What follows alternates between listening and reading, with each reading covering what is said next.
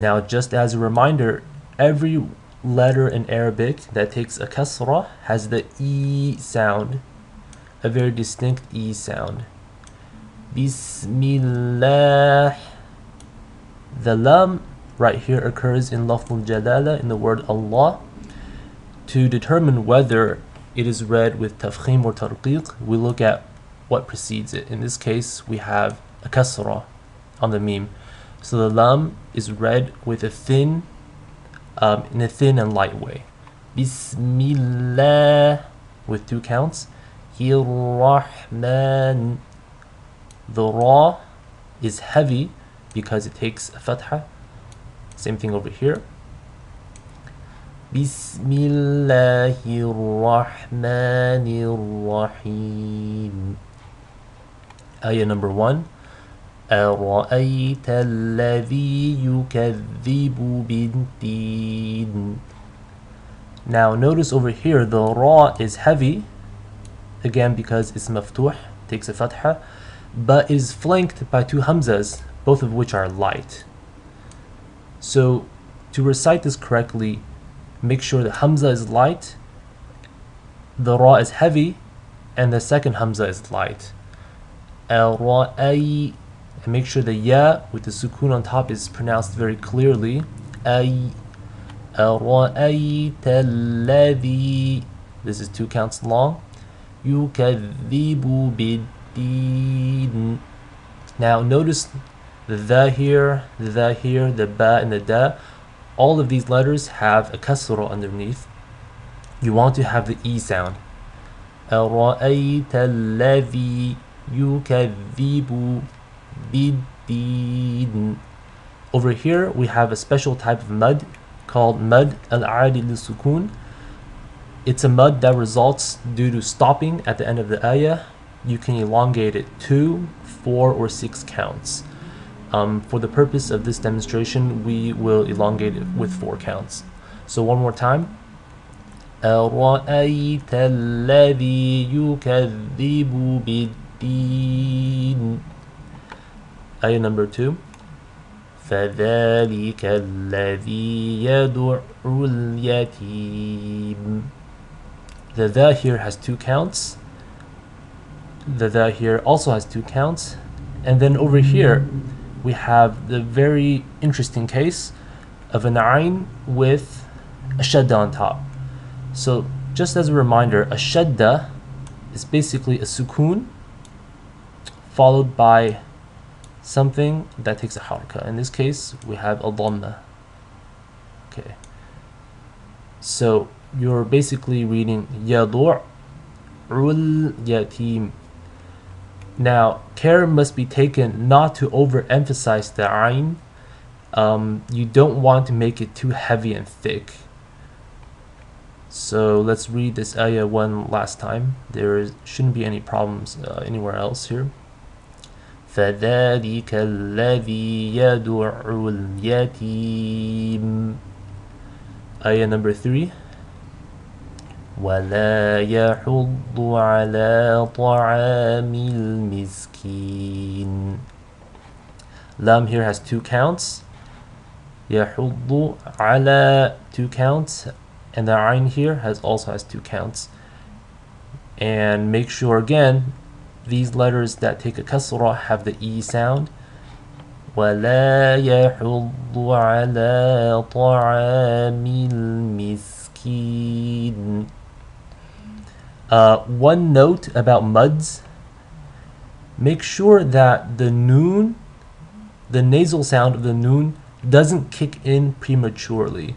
So in the word miskeen, when you are elongating with the ya, ki, there should not be any nasal sound.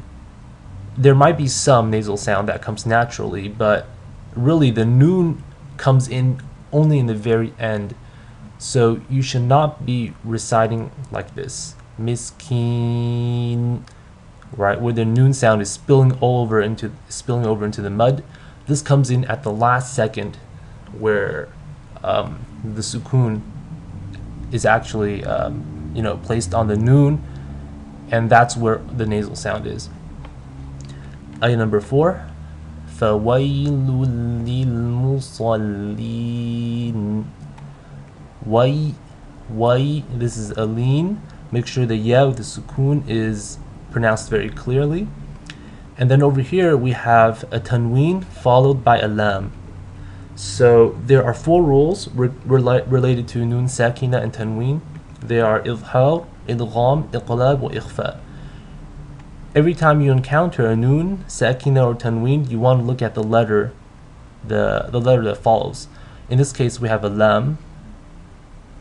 So the rule is going to be idgham bila ghunna. You want to assimilate the tanween into the lam without any nasal sound. So it's as if the tanween is dropped and you're just saying lul, lul. The sad here is a heavy letter, so make sure you read that with tafkhim, with a full mouth. فَوَيْلٌ لِلْمُصَلِّينَ. Ayah number 5. الَّذِينَ هُمْ عَنْ صَلَاتِهِمْ سَاهُونَ. الَّذِينَ, 2 counts long. Whom. Now this meme should be read with idhar, in a manifest and clear way. Whom. Make sure the sound comes from your lips. عَنْ صَلَاتِهِمْ. Now we have a nun sakina, a nun with the sukoon, followed by sad.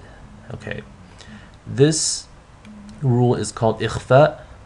What you want to do is you want to hold on to the nasal sound on the nun sakina for just 2 counts because of the sad. عَنْ صَلَاتِهِمْ. La is 2 counts long. You have the E sound here and here. The meme should be read with idhar, with clarity.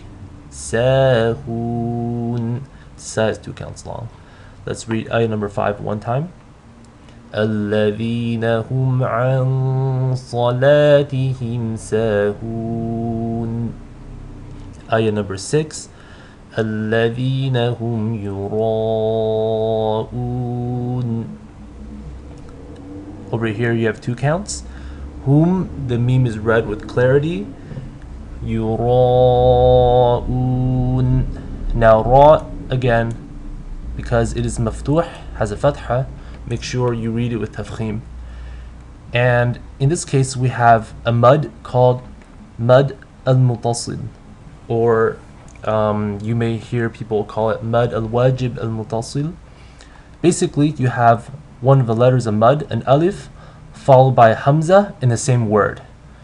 You elongate it 4 or 5 counts. 4 or 5 counts.